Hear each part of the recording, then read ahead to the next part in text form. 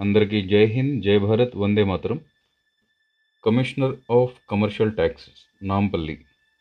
Commissioner of commercial taxes office Nampally ప్రాంగణంలో ఒక private వ్యక్తి, అతని పేరు రాజేష్, అదే కార్యాలయంలో జనరేటర్ ఆపరేటర్గా పనిచేస్తున్నటువంటి ఈ రాజేష్ అనే వ్యక్తి అక్కడికి దగ్గరలో ఉన్నటువంటి ఎగ్జిబిషన్కి విజిట్ చేస్తున్నటువంటి ప్రైవేట్ వ్యక్తుల కార్లను అదే ఆఫీస్ ప్రాంగణంలో అక్రమంగా పార్కింగ్ చేసుకునేదానికి అనుమతులు ఇస్తున్నట్టు తెలుస్తోంది.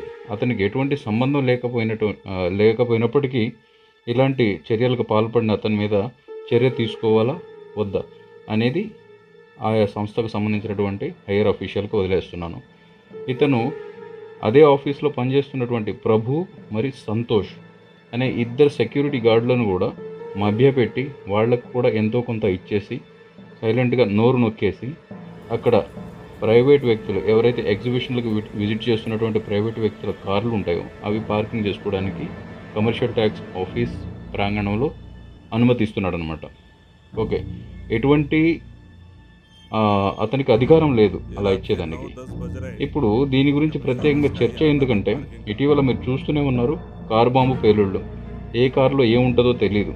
ఓకే, ఇటీవల ఆ పక్కనే ఉన్నటువంటి భవన సముదాయంలో కూడా కొన్ని కార్లు ఇట్లాగే సమ్ ఇన్సిడెంట్స్ జరిగినాయి, కారు పేలిపోవడం ఇట్లాంటివి కూడా జరిగినాయి.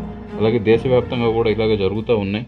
కాబట్టి రక్షణ దృష్ట్యా ఈ అంశాన్ని కొంచెం ధ్యానంలో ఉంచుకొని ఆ రాజేష్ అనే వ్యక్తిని పిలిపించి అతని మీద చర్యలు తీసుకోవాలి. ఇంతకుముందు కూడా కమిషనర్ గారి పిఏ గారు చెప్పినా కూడా వినడం లేదు అతను.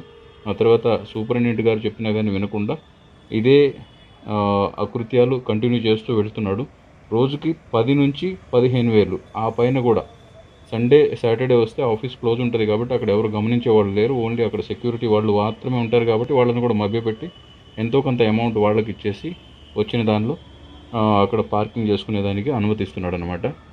సో వీళ్ళందరినీ కూడా ఒకసారి పిలిపించి వాళ్ళని విచారించి వాళ్ళ మీద చర్యలు తీసుకోవాలని చెప్పేసి కమర్షియల్ ట్యాక్స్ ఆఫీస్ కమిషనర్ గారిని కోరుతున్నాము.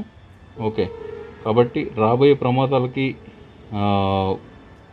అవకాశాలు ఉన్నాయి కాబట్టి ఇలాంటి ప్రభుత్వ కార్యాలయాలు ఏవైతే ఉన్నాయో అక్కడ ప్రైవేట్ వ్యక్తుల యొక్క కార్లు అక్రమంగా పార్కింగ్ చేసుకోవడానికి అనుమతులు ఎటువంటి పరిస్థితుల్లో ఇవ్వకూడదు అనేది మా కోరిక. దయచేసి ఈ అంశాన్ని పరిగణలోకి తీసుకుంటారని ఆశిస్తున్నాను. జై హింద్, జై భారత్, వందే మాతరం.